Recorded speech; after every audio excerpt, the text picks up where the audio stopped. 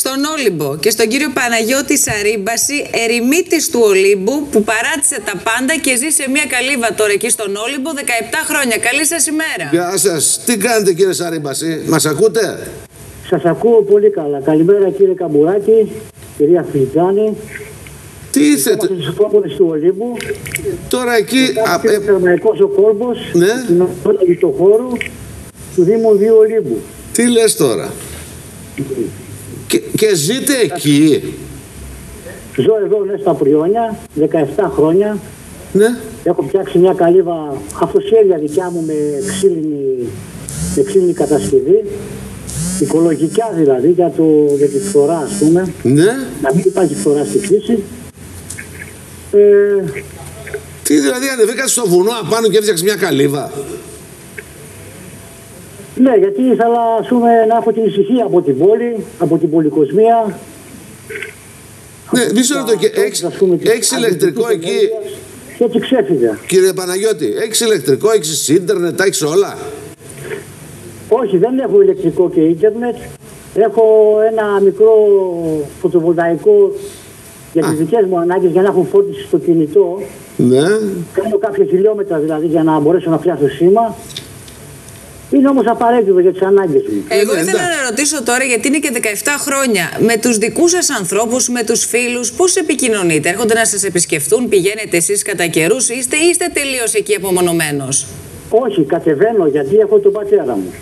Πρέπει να επισκέφτομαι τον πατέρα μου. Είναι ο μόνος άνθρωπος που έχω εδώ στη Κατερίνη. Κατεβαίνω για να επισκεφτώ τον πατέρα μου, να δω κάποιους φίλους, να κάνω τα ψώνια την αγορά μου. Να σας πω κάτι τώρα.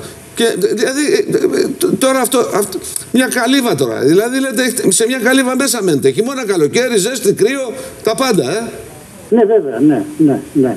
Πάντως σίγουρα κορονοϊό εκεί δεν έχετε. Είναι το μόνο σίγουρο. Κορονοϊό εκεί δεν έχω εδώ πέρα. Εντάξει, είμαι καθαρά από κορονοϊό. Το νερό που χρησιμοποιώ είναι από το φαράγγι του Ενιπέα. Ναι. Το οποίο βγαίνει κάτω στους τρόποντες εκεί του. Περνάει μέσα από εδώ πέρα. Τώρα δεν φαίνεται από την εικόνα. Ναι. Αλλά περνάει από εδώ το φαράγγι του Ενιπέα και βγαίνει διασχίζει το λιτόχωρο. Και βγαίνει στο Θερμαϊκό, δηλαδή κοντά στην πλάκα λιτοχώρου. Υπόγεια όμως πλέον πάει. Ήρθα εδώ στο βουνό στον Όλυμπο, ξεκίνησα και με άρεσε ας πούμε τα ζώα. Ήταν κάτι διαφορετικό για μένα. Αυτό με κράτησε κιόλας εδώ. Εσείς είστε από την Κατερίνη, από την περιοχή? Ναι, εγώ γεννήθηκα στην Κατερίνη. Μεγάλωσα και στην Κατερίνη. Έζησα και στο εξωτερικό 10 χρόνια, στη Γερμανία. Ναι. Επέστρεψα μετά στην Κατερίνη. Και όλη η μέρα πώς περνάει η μέρα σας, λέει, στην καλύβα? Τι κάνετε? Όλη μέρα περνάει όμορφα εδώ πέρα. Θα γυρίσω μέσα στο δάσος. Θα ψαρέψετε. Θα μαγειρέψω. Θα κοιτάξω κανένα μανιτάρι. Ναι. Θα κοιτάξω δουλειά. Ό,τι υπάρχει δηλαδή στη φύση. Να πάω στις πηγές. Πηγαίνω σε πηγή και παίρνω νερό. Κάνω και εγώ τις δουλειές μου. Να μαζέψω κανένα ξύλο να συλλέξω.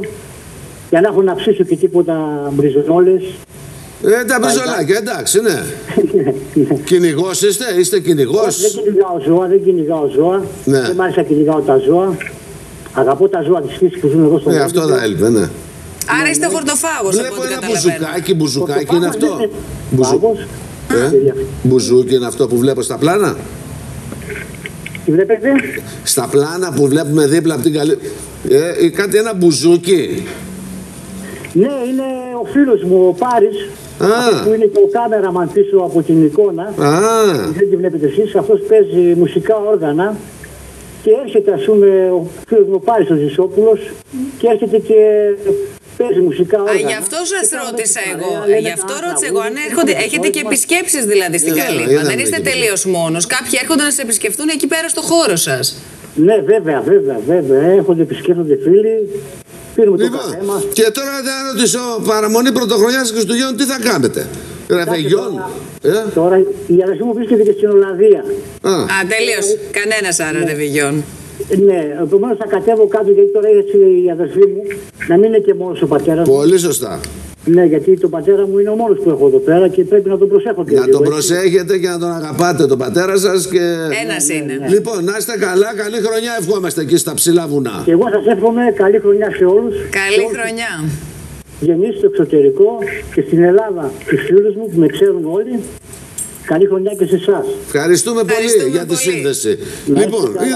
Λοιπόν, καλημέρα. Επειδή θα φύγει η χρονιά, μου δώσε ατάκα ο κύριος.